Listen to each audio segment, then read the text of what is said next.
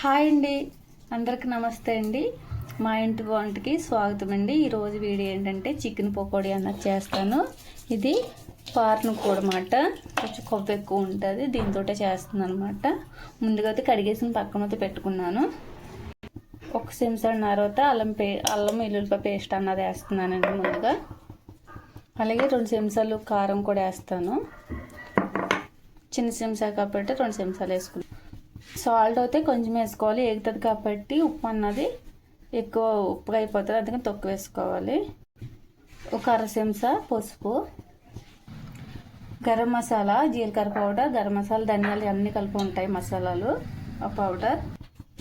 అలాగే శనగపిండి కొంచెం, శనగపిండి చెంచాన్నర తీసుకుంటే ఇది మొక్కజొన్న పిండి 1 చెంచా కింద తీసుకున్నాను. మాసం సాగుతుంది కాబట్టి దాంట్లో కొంచెం అంతా వంట సోడా వేస్తున్నాను, కొద్దిగా వేసుకోవాలి అంతే. ఒక నిమ్మకాయ సగం వేసుకోవాలి, ఫుల్గా కాదు, సగం వేసాను. చిన్న గట్టుడు పెరుగు. ఇప్పుడు మొత్తం అంతా కలిపేసుకోవాలి. కలిపేసుకుని కారం కావాల్సిన వాళ్ళు కొంచెం ఎక్కువ వేసుకోవచ్చు.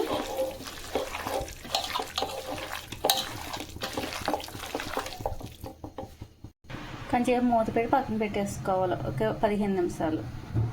ఇప్పుడు వస్తే 20 నిమిషాలు అయిపోయింది కాబట్టి నేను ఆయిల్ ఎందుకు తక్కువ వేసానంటే, ఇప్పుడు మాంసం అన్నది పార్ను కూడా కాబట్టి కొవ్వు ఎక్కువ ఉంటుంది కాబట్టి ఆయిల్ తక్కువ వేసాను. ఆయిల్ కూడా వీటి ఎక్కువ పడింది కాబట్టి ఇప్పుడు మాంసం అన్నది కూడా వేసేస్తున్నాను. ముందుగానే కలిపేసేకూడదు, కలిపేస్తే మనం వేసిన పిండ్లన్నీ ఇడిపోతాయి అన్నమాట.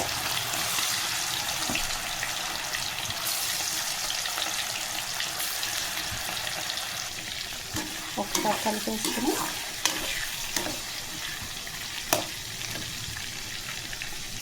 చూసారు కదండి, వేగిపోయి బాగాన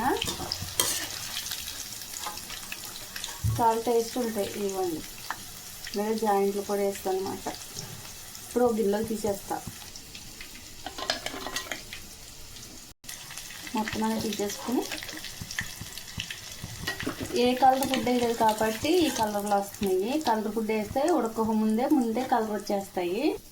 ఈ చికెన్కి చెవులు ఉంటాయి కదా పైన, పార్ను కోడికి ఇవి మంచి టేస్టీగా ఉంటాయి అన్నమాట. ఎవరైనా ట్రై చేయకపోతే కనుక ట్రై చేయండి. అలాగే కల్మా చికెన్ కూడా.